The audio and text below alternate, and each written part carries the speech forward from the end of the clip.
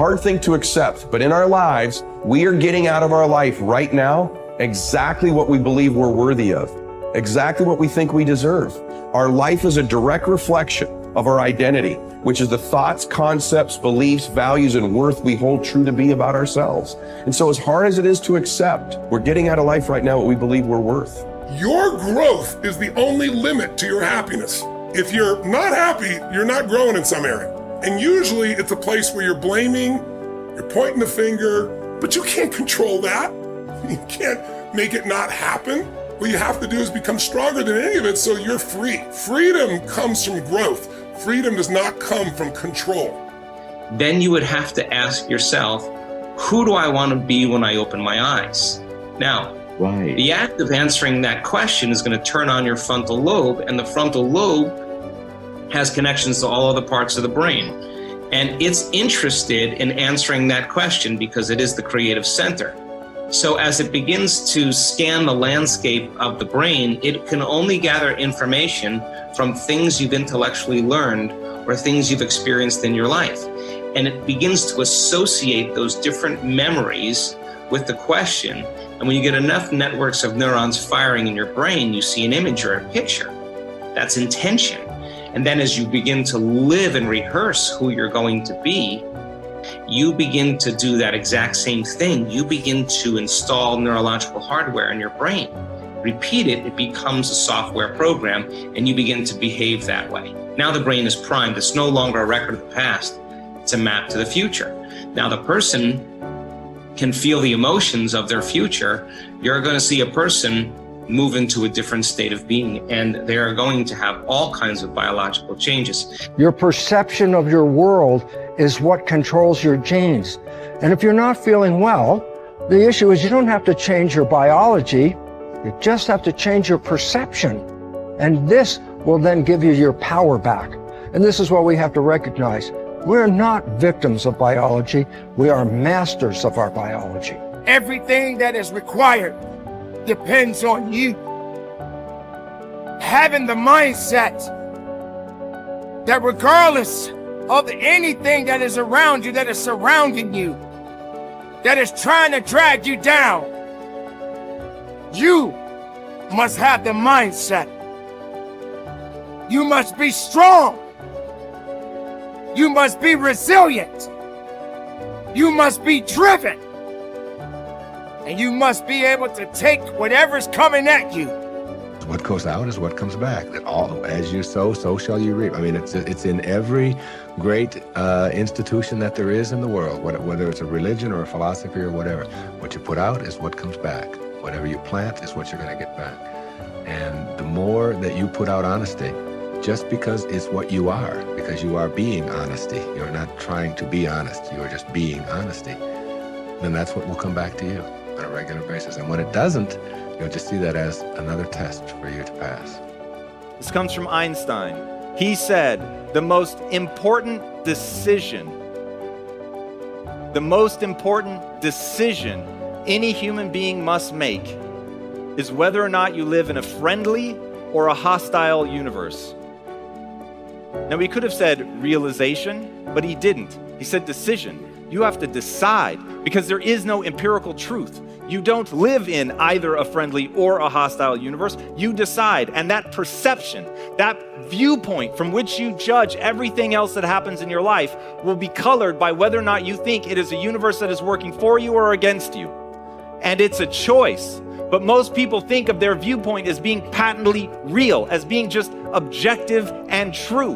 And so they never stop to question the fact that they actually decided that at some point, either because their parents acted in accordance with that it was either hostile or friendly, and they just absorbed that, or their friends or the people that they work with or whatever. But somewhere along the line, they came to believe that they live in either a friendly or a hostile universe. But you could change right now. Right now, you could make a different decision. And if you believe that the world is working against you right now, you could choose to believe that it's actually working for you. And in making a fundamentally new and different assumption, it empowers you to move forward. And this is something that I will repeat in this talk. The reason that matters is human beings do not invest energy in things that they don't think will yield a result. When you set goals, when you have an intention on something that you want to change about your life, your brain helps you. What it does is it opens up a checklist, and then your brain goes to work trying to remind you of that intention that you set. And it's really important to develop the skill, and I say that word purposefully, the skill of knowing how to hear that inner wisdom and that intention kicking in and leaning into it quickly. So for me, my brain saying, that's it, right there, move as fast as a rocket, Mel. I wanted to change my life. And I think most people that are miserable or that are really like dying to be great and dying to have more, we want to change. We want to live a better life. We want to create more for our families. We want to be happier. The desire is there. Again, it's about how do you go from knowledge to action. So the first thing in this story that's important is realizing that the answer was in me. And my mind was telling me, pay attention. Could have also been the bourbon. I had a couple of Manhattans that night. But anyway, the next morning, the alarm goes off, and I pretended NASA was there. It's the stupidest story. I literally went 5, 4, 3, 2, 1. I counted out loud, and then I stood up. And I'll never forget standing there in my bedroom. It was dark. It was cold. It was winter in Boston. And for the first time in 3 months, I had beaten my habit of hitting the snooze button. I couldn't believe it. And I thought, wait a minute. Counting backwards? That is the dumbest thing I've ever heard in my entire life. Well, the next morning I used it again and it worked. The next morning I used it again and it worked. The next morning I used it again and it worked. And then I started to notice something really interesting. There were moments all day long, just like that 5-second moment in bed, where I knew, knowledge, what I should do.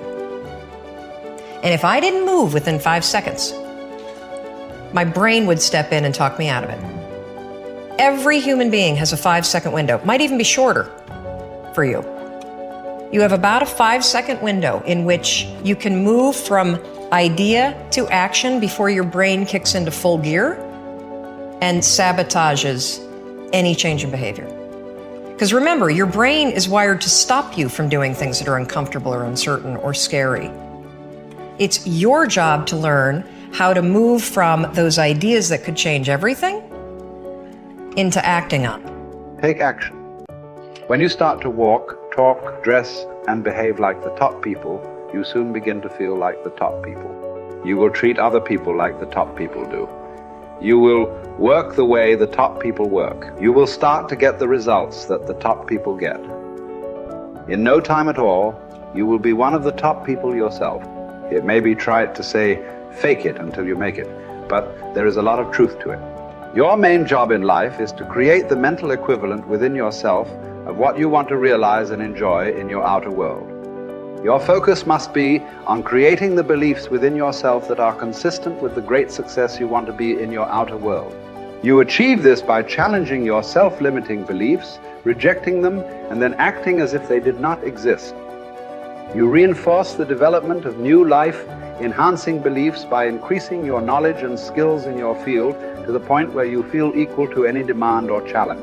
You accelerate the development of new positive beliefs by setting bigger and more exciting goals in every area. Finally, you act continually as if you were already the person that you desire to be. Your aim is to reprogram your subconscious mind for success by creating the mental equivalent in everything you do or say. Make a decision this very day to challenge and reject any self-limiting beliefs that you might have that could be holding you back. Look into yourself and question the areas of your life where you have doubts about your abilities or talent. You might ask your friends and family members if they see any negative beliefs that you might have.